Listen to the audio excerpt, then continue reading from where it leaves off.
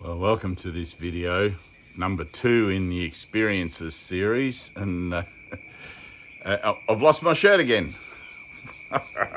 Where do they go? It's like socks, you put them in the dryer and only one comes out. There are 2 on the bench and one will be chosen. Borrowed that parable from Jesus. So I was trying to think what the spiritual experiences I've had, and there's been so many. It's really been a blessed life. I say that so easily, but really it has. It's been a blessed life, and I guess there are some small experiences that are sort of everyday kinds of experiences that are just a little bit. Oh, looks like I've got a visitor. Maybe not. But I thought I'd try and concentrate more on the bigger experiences, and I want to talk about the one that I had at Long Island when I was in my 20s,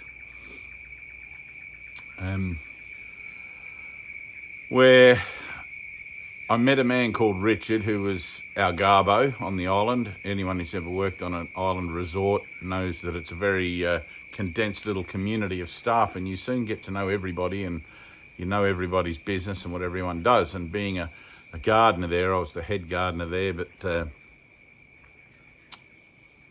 in the engineering department.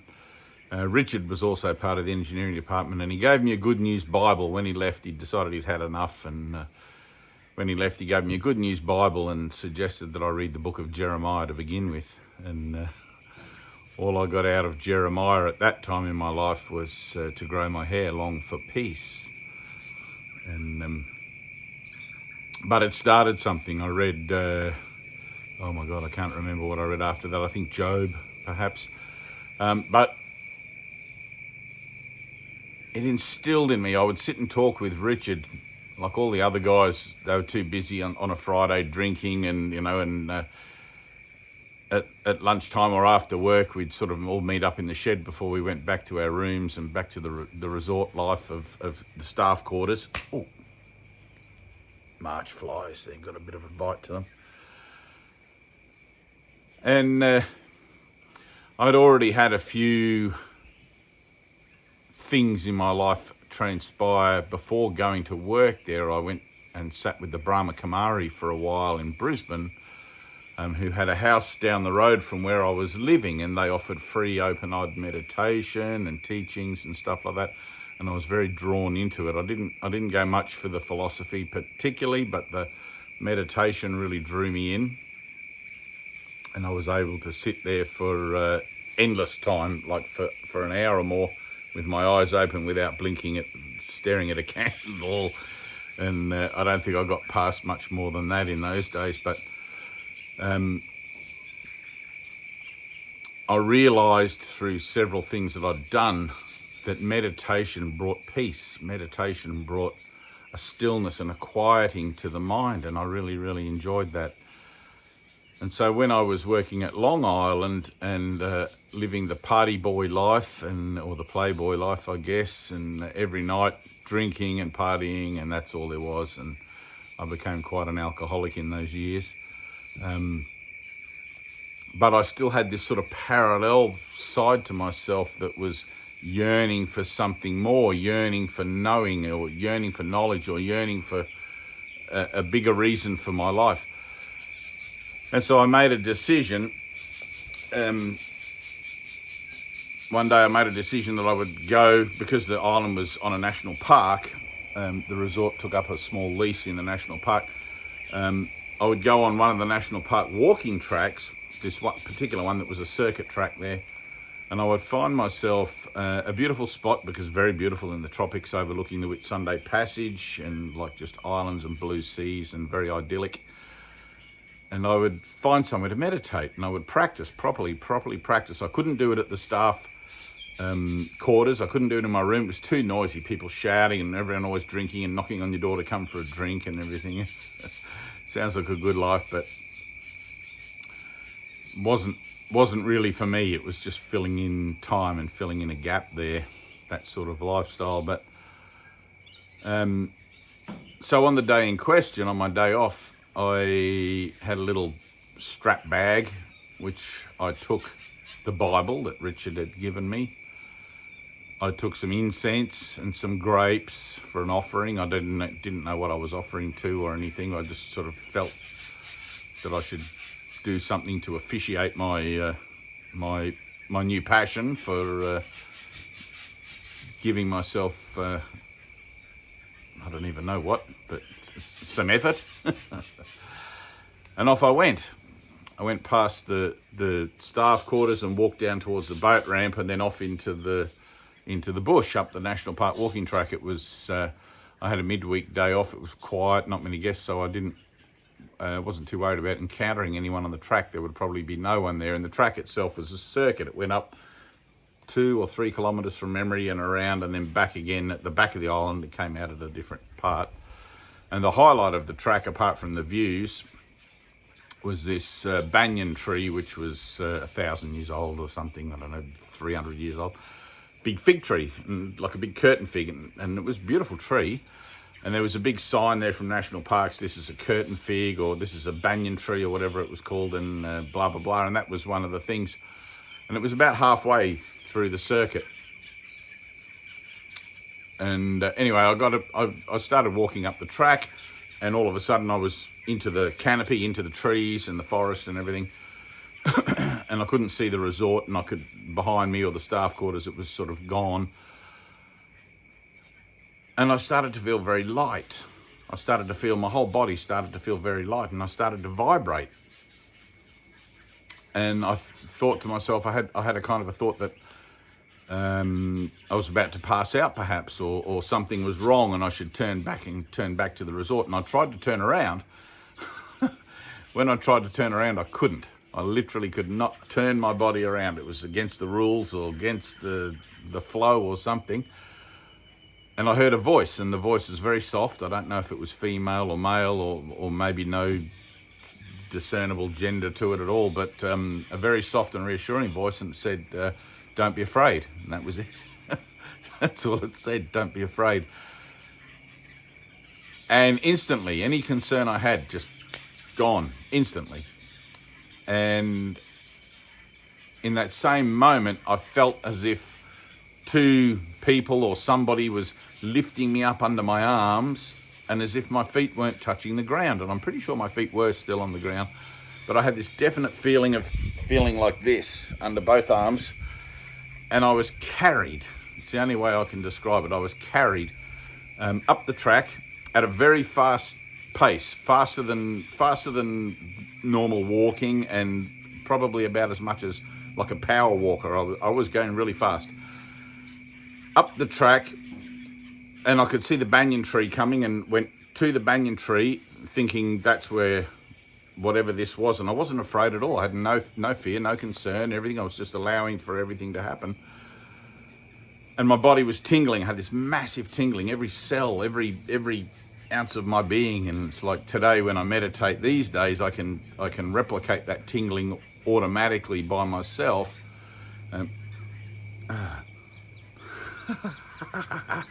Like that. And other stuff happens now in conjunction with that. But anyway, at this time, I'm getting a bit sidetracked. I thought we were going to the banyan tree, or I was going, or we, whoever. It felt like I was being carried, so I just used the general term we. But we went past the banyan tree. Instead of going around the circuit, we just went off into the bush, and the bush was quite thick, like it was trees and vines and stuff. There was no track. It was just like straight up the side of the mountain, up the side of the hill, which is not really a big mountain, bigger than a hill, not as big as a mountain. And I zigzagged up the track, being carried all this time, not knowing what the hell or where I was going. And all of a sudden we came to a very small clearing, and it was funny, on the way we passed some, I passed some wire enclosures that somebody had made to grow marijuana. I guess there was pot plants in there, nothing growing, just dead dirt on the way. So someone had been up there before, but we went past those, and came to this little clearing where I could see out, looking out towards Hamilton Island and Dent Island and all the way down the passage as far as Lindeman Island. It was very, very beautiful. And all of a sudden the feeling stopped at this clearing. The clearing wasn't big, probably about 4 meters in diameter, like a small area, but no grass, trees growing, nothing. It was just like a sort of rocky, open area. And I stood there for a second and went, aha, like a recognition. Aha, this is my spot, you know. And then all of a sudden I was overcome by a sudden urge to build a stone circle. Now, the only way I can describe the urge was I wasn't me in my body. It felt like there was someone else or something else in control of me, making me pick up these rocks around and form them into a circle. There was one massive rock in the middle that I couldn't move. I could tip it up, but that was about as far as I could get it, and I tried to roll it and then to have a clearing right in the middle of the circle, but decided it was too heavy, so I just left it there as a kind of an altar stone or something. But anyway, I made the circle of stones, collecting stones from around the place nearby, and I didn't count them as I built the circle. And some of them were only this big, but most of them were a decent size. And I've been back there in recent years. I took my daughter to show her the spot, and it's still there. When I was building it, I had this knowing that there would be 21 stones, and I didn't count the stones. And then when I finished, I counted the stones, and sure enough, there was 21 around the outside and the altar stone. And I sat there for an hour or 2 hours, really hard to tell, meditating. I burnt the incense. I left the grapes sort of under the altar stone and some on the altar stone. And I didn't know what I was doing. I just made up my own kind of, I don't know, service or ritual or something. I didn't want it to be a ritual, but just my offering, you know. And I tried to meditate. I couldn't really meditate as I'd been practicing at other times. I found it very difficult. I was like distracted, extremely distracted, or I think the energy of that whole experience. But after a while I went back, made my way back, and nothing else really happened that day. And I remember I got back to my room and went to go and have a shower and everything, and I was feeling kind of flat, like feeling just sort of a little like lackluster. But some years later, I fell in love with a Polish woman, and we went to stay at her her sister and brother-in-law's farm in Canberra. And in talking with her sister, I told her the story, and she said to me, "Have you ever heard of ley lines, where somebody will build a stone circle, and apparently the spirits travel between these circles?" Stone circles, and Stonehenge is one, and if you go on the English moors, there are stone circles everywhere, so I don't really know what they were for. But I told her no, I hadn't really heard of ley lines, and I've never really investigated them, to be honest. I started reading about them at one point and sort of lost interest. I thought, no, this seems to be sidetracking me from something, like there was more going on, but it didn't feel right that it was about ley lines or anything like that, so I just let it go. Didn't worry about it. The interesting thing that I did discover up there, though, and this is just a little aside, and I've been back a few times looking for it, I found a pile of stones nearby which were thick, covered in thick moss and tons of leaf litter. And at first I put it down to be a grave. Like, I thought maybe this is an old Aboriginal grave. I didn't want to disturb it at all, and there was a bit of a reverence or something that I attributed to it, and I thought, no, it didn't feel right to disturb it. But later on, I found out a story about the Valletta, which was a merchant ship which had cannons and was taking coal from India to Sydney in the 1830s, whatever it was. And they'd run aground there, and they'd had a mutiny whilst the captain and the first mate and a few of the crew went to Sydney to get help in the longboat. There was a mutiny between the staff and the crew and the merchants on the beach while they were waiting. They were waiting for some 3 months, apparently. And they split into two camps. One camp apparently went off with the strongbox that was owned by the merchants and a signal gun and up into the hills to get a better vantage point to see any ships that might be coming through the passage. And I'm sort of thinking that pile of stones now might have been actually the strongbox, because the archives, in looking at the story of the Valletta, say that they were rescued by a Chinese ship and taken back to India or somewhere. And the letters that the crew wrote is how the story is known of the mutiny and everything, because they expected never to be rescued and that they might die there on Long Island. And I thought, if you were being rescued by a Chinese ship and you had a big steel box full of treasure, you wouldn't flaunt it about and bring it down. You'd come back and get it later once the trading route was properly established. And so I have a it's just a hunch that it's buried under those stones, which if it is, anyone who's interested in treasure, and it'd be a good story to find it, but anyone who's interested in treasure, it has apparently, I can't remember, I'll probably get this wrong in my head,